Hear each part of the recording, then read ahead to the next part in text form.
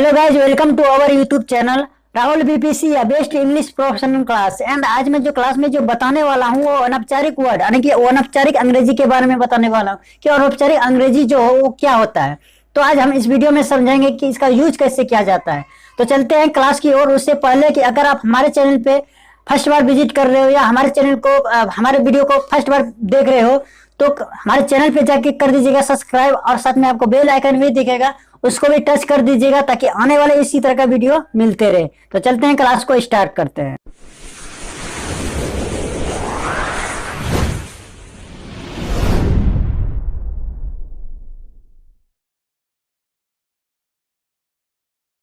आज का क्लास में क्या बताने वाला है कि अनौपचारिक शिक्षा के बारे में यानी कि अनौपचारिक अंग्रेजी के बारे में बताने वाला। तो अनौपचारिक जो अंग्रेजी होते हैं यानी कि अनौपचारिक जो शिक्षा होते हैं वो दो तरह के होते हैं। कौन कौन होते हैं? दो तरह के होते हैं। एक होता है औपचारिक शिक्षा, एक होता है अनौपचारिक शिक्षा।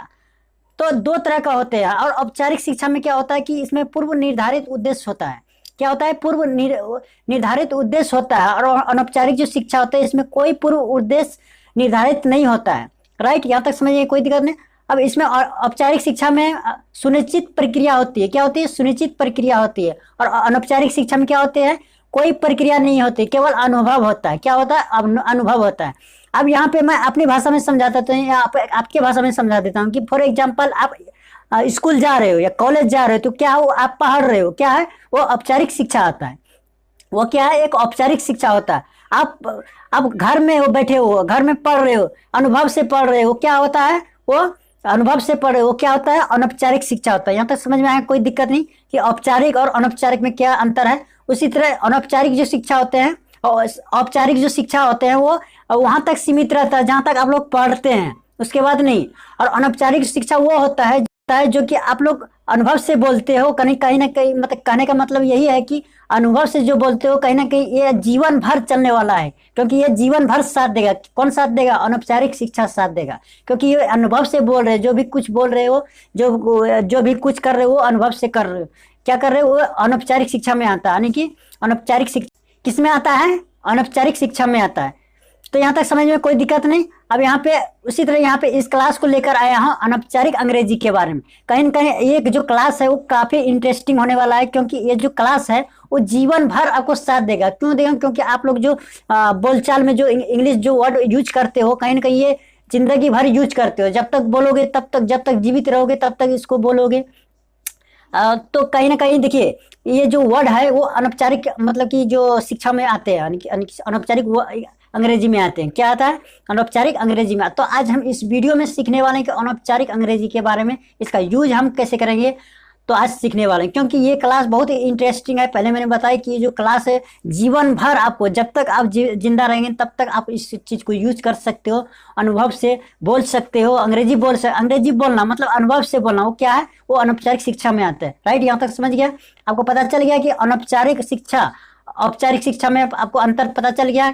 तो हम इस क्लास में अनौपचारिक अंग्रेजी के बारे में बताने वाला है, इसलिए वीडियो को हो सके तो शुरू से अंत तक देखना, तभी आपको समझ में आएगा। राइट, अब यहाँ पे चलते हैं क्लास की ओर, ज्यादा बात नहीं करेंगे।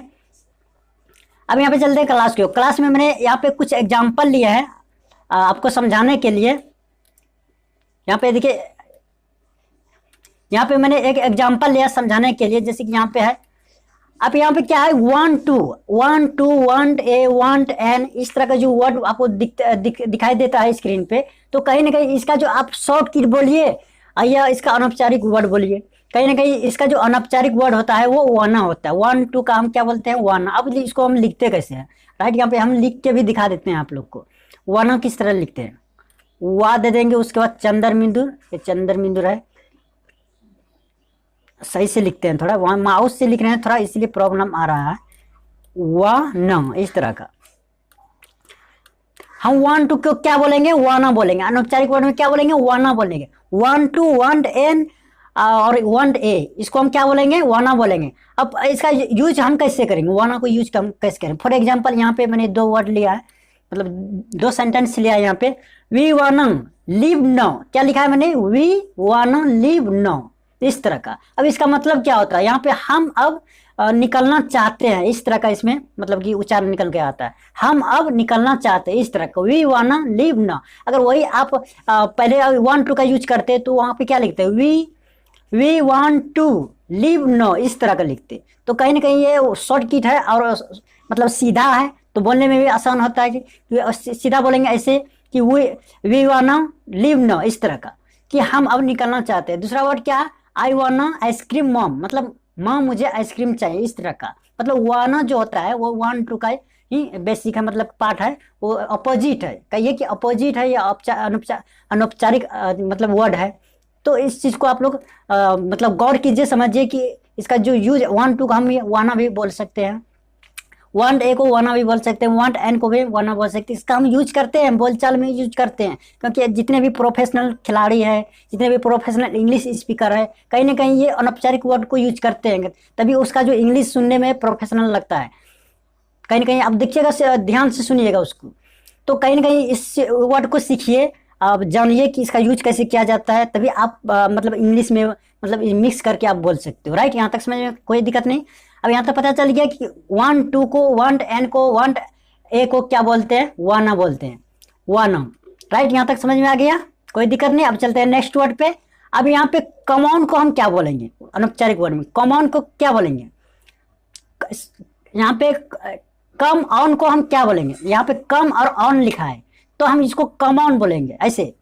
जैसे कि यहाँ पे कम ऑन कैसे लिखते हैं, क दे देंगे, उसके बाद माँ पे चंदर बिंदु, उसके बाद अन्ना, इस तरह। कम ऑन, कम ऑन मतलब क्या होता है, चलो, मतलब कम ऑन मतलब चलो, इस तरह का। मतलब कम ऑन आप तो बोलेंगे तो शॉर्ट में, यानी कि दोनों बीच के, यानी कि दोनों वर्ड के बीच में स्पेस आ जाती है, कहीं ना कहीं कट जाता है। अच्छा, इसलिए यहाँ पे कॉमन वर्ड यूज किया है, जो कि प्रोफेशनल लगता है सुनने में। आप लोग यूज करके देखिएगा कितना अच्छा लगता है। अब यहाँ पे एक वर्ड लिया है एग्जाम्पल के तौर पर, यहाँ पे हम थोड़ा इसको भी पढ़ लेते हैं। Come on then if you want to come, क्या बोल रहा है, come on then if you want to can. हम यहाँ पे वांट टू जे, यहाँ पे जो वांट टू जी, यहाँ पे शब्द जो दिख रहा है, यहाँ पे हम वाना यूज कर सकते थे, लेकिन आपको समझने का, अगर यहाँ पे हम कर देंगे तो आप नहीं समझ पाएंगे कि क्या बोल रहा है। तो हम यहाँ पे सीधा वांट टू लिखे हैं। यहाँ पे कम ऑन, यहाँ पे सिर्फ कम ऑन का यूज कर रहे हैं। यहाँ पे come on then if you want to come, चलो अगर तुम्हें मतलब आना हो तो, इस तरह का। चलो अगर तुम्हें आना हो तो, इस तरह का इसमें मतलब कि सेंटेंस निकल कर आता है। राइट, यहाँ तक समझ गए, कोई दिक्कत नहीं। अब चलते हैं नेक्स्ट वर्ड पे, यानी कि नेक्स्ट एग्जाम्पल पे।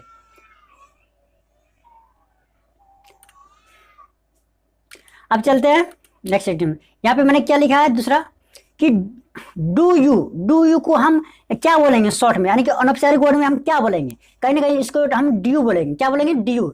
अभी हम फॉर एग्जांपल इसी तरह मैंने एक यहाँ पे बेसिक तरीका लिया हो, जो कि आप लोगों को समझने में आसानी हो कि हम किस चीज को क्या बोलेंगे। ये जो वर्ड होते हैं, ये हर दिन हर रोज बोले जाते हैं, यानी कि इंग्लिश जब बोलोगे कहीं कहीं इसका ही यूज होता है आगे। तो कहीं कहीं देखिए, अब यहाँ पे ड्यू। अब नेक्स्ट वर्ड क्या है मेरा, नेक्स्ट वर्ड क्या है, डू यू को हम क्या बोलेंगे अनौपचारिक वर्ड में, या कहिए कि अब इसका अपोजिट हम क्या बोलेंगे। तो डू यू को हम क्या बोलेंगे, ड्यू बोलेंगे। अब फॉर एग्जाम्पल इसको यूज कैसे करते हैं, देखिए यहाँ पे यूज मैंने यहाँ पे किया हुआ है फॉर एग्जाम्पल में। तो यहाँ पे कहीं ना कहीं देखिए, यहाँ पे यूज किया है ड्यू थिंक सो। क्या मैंने लिखा है, ड्यू थिंक सो। इसको हम क्या पढ़ेंगे, ड्यू पढ़ेंगे, ना कि डू यू पढ़ेंगे। हम इसको क्या पढ़ेंगे, ड्यू पढ़ेगा। ड्यू लिखते कैसे, हम थोड़ा इसको भी लिख के दिखा देते हैं। इस तरह का लिखेंगे ड्यू, आधा ड, उसके बाद यू, इसको हम क्या बोलेंगे, ड्यू, इस तरह का। अब ड्यू मतलब क्या होता है, डू यू को हम ड्यू बोलते हैं। अब यहाँ पे ड्यू थिंक सो, इस तरह का, क्यों तुम्हें ऐसा लगता है, इस तरह का वो इसमें मतलब उच्चारण निकल के आता है वो। तो डी यू, यानी कि ड्यू थिंक सो, इस तरह का, क्यों तुम्हें ऐसा लगता है। तो इस तरह का यूज कर सकते हो अपने सेंटेंस में, किसी भी सेंटेंस में। तो चलते हैं, यहाँ तक समझ में आ गया। अब चलते हैं नेक्स्ट एग्जाम्पल। अब यहाँ पे क्या लिखा है, देम। इसको हम शॉर्ट में क्या बोलेंगे, एम बोलेंगे, एम। क्या बोलेंगे, एम। तो कहीं ना कहीं देखिए इसको हम यूज कैसे करते हैं, सेम तो उसी तरह है, सबका एक शॉर्ट की मैंने इसीलिए यहाँ पे लाया है आपको बताने के लिए, कि ताकि आप लोग अभी प्रोफेशनल बने इंग्लिश बोलने में। क्योंकि इस क्लास से अटेंड करने के बाद आपका जो इंग्लिश है अगर वो कमज़ोर है, तो कहीं ना कहीं इसका यूज थोड़ा दिन दिक्कत हो सकता है, लेकिन आप लोग जब भी बोलोगे या सेंटेंस में यूज करोगे या स्पीक में बोलोगे, तो कहीं ना कहीं आप बोलोगे, इंग्लिश में बोलोगे, कहीं ना कहीं देखिए इसका जो यूज करने के बाद आपको शार्प मतलब कि जो स्पीच निकलती है, यानी कि वॉइस जो निकलती है, अपने मुंह से वो साफ निकलते हैं, यानी कि शार्प निकलते हैं कहीं ना कहीं, मतलब अटकता नहीं है। जैसे कि यहाँ पे टेल आई एम नॉट, यहाँ पे मैंने तो लिख दिया, यहाँ पे टू आएगा, यहाँ पे टू आएगा, हम लिख देते थोड़ा, यहाँ पे क्या आएगा, टू आएगा ऐसे। अब यहाँ पे अब पढ़िए, tell I am not to worry about anything, मतलब इसका मतलब कहने का मतलब है कि किसी भी बात की चिंता मत करना, ऐसा उन्हें बताओ, इस तरह का, मतलब कि किसी भी बात की चिंता मत करना ऐसा उन्हें बताओ, इस तरह का इसमें मतलब कि सेंटेंस निकल कर आता है, tell am not to worry about anything, इस तरह का। यहाँ तक समझ में कोई दिक्कत नहीं कि हम किस तरह का यूज किए इसमें, तो यहाँ तक क्लियर है, कोई दिक्कत नहीं। अब इसको हम क्या बोलेंगे, देम, देम को हम क्या बोलेंगे, एम बोलेंगे, एम, इस तरह का, एम इस तरह का लिखते हैं, एम, राइट। यहाँ तक समझ में कोई दिक्कत नहीं। अब चलते हैं नेक्स्ट वर्ड। मेरा नेक्स्ट वर्ड क्या है, आउट टू। आउट टू को हम अनौपचारिक वर्ड में, यानी कि शॉर्ट में हम क्या बोलेंगे, इसको आउटा बोलेंगे। आउटा किस तरह का लिखते हैं, यहाँ पे देखिए, आउटा इस तरह का लिखते हैं, आ उसके बाद छोटी ऊ उसके बाद टा, आउटा, इस तरह का हम आउट टू को आउटा बोलते हैं। जैसे कि हम कैसे इसको कैसे यूज करते हैं, फॉर एग्जांपल यहाँ पे आई नेवर वेंट आउटा इंडिया, मतलब कि आई नेवर वेंट लिखा, आई नेवर वेंट आउटा इंडिया, मतलब मैं भारत के बाहर, यानी कि मैं भारत के बाहर कभी नहीं गया, मतलब इस तरह का इसमें सेंटेंस निकल कर रहता है, राइट। यहाँ तक समझ गए, कोई दिक्कत नहीं। मैंने लिखा आउटा, यहाँ पे आउटा का यूज किया हुआ, देखिए यहाँ पे आउटा, हम यहाँ पे आउट टू यूज कर सकते थे, मतलब I never went out to India, इस तरह का, लेकिन हम यहाँ पे शॉर्ट में इसलिए यूज किए ताकि जो ये सेंटेंस है वो प्रोफेशनल लगे। इसी तरह यहाँ पे देखिए, आउटा मतलब I never went outta India, मतलब मैं भारत के बाहर कभी नहीं गया, इस तरह का इसमें सेंटेंस निकल गया, राइट। यहाँ तक समझिए, कोई दिक्कत नहीं, कि आपको पता चल गया कि किस तरह यूज होता है, तो आप लोग किसी भी सेंटेंस में इसको यूज कर सकते हो, कोई दिक्कत नहीं होता है। अब चलते हैं नेक्स्ट वर्ड। मेरा नेक्स्ट वर्ड क्या है, अब मेरा नेक्स्ट वर्ड क्या है, बिकॉज, मतलब बिकॉज, इसको क्या बोलेंगे, बिकॉज।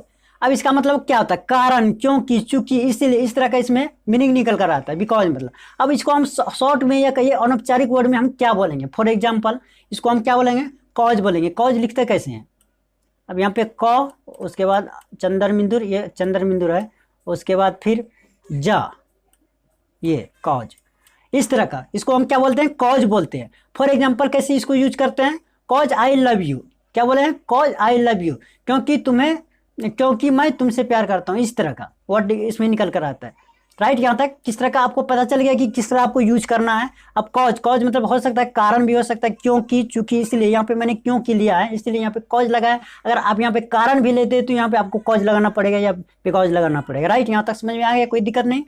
अब यहाँ पे चलते हैं नेक्स्ट वर्ड पे। मेरा नेक्स्ट वर्ड क्या है, यस को क्या बोलेंगे, या बोलेंगे। फॉर एग्जांपल यहाँ पे मैंने एक सेंटेंस लिया है जो कि आपको मतलब कि, फॉर एग्जांपल यहाँ पे यस को मैंने क्या बोला है, या बोला है, या इस तरह का, या इस तरह का बोलना। यहाँ पे एच लगा, एच का उच्चारण नहीं करना, या नहीं पढ़ना, या पढ़ना, क्या पढ़ना, या, यस को या पढ़ना। अब फॉर इसको यूज कैसे करेंगे, यहाँ पे देखिए यूज, यहाँ पे क्या, या आई लाइक इट, क्या लिखा है, या आई लाइक इट, इस तरह का, हाँ मुझे यह पसंद है। यहाँ पे देखिए यह हम मतलब कि यह लिख दिया इंग्लिश में, यह इस तरह का होगा, थोड़ा गलत, यहाँ पे एडिटिंग करने में थोड़ा हो सकता है गलत। यहाँ पे देखिए यह इस तरह का, मतलब आई लाइक, या आई लाइक इट, इस तरह का, या आई लाइक इट, इस तरह का, हाँ मुझे यह पसंद है, इस तरह का, मतलब किसी भी सेंटेंस में आपको यूज कर सकते हो, राइट। यहाँ तक समझ में आ गया, कोई दिक्कत नहीं, कोई परेशानी नहीं। अगर कहीं दिक्कत या परेशानी हो तो हमारे कमेंट बॉक्स में जरूर लिखिएगा, तो रिप्लाई देने के लिए हम तैयार हैं, कोई दिक्कत नहीं। तो यहाँ तक वीडियो कैसा रहा जरूर बताइए कमेंट बॉक्स में। तब तक मिलते हैं इस टॉपिक को लेकर अगले वीडियो में। Thank you, best of luck, जय हिंद, जय भारत।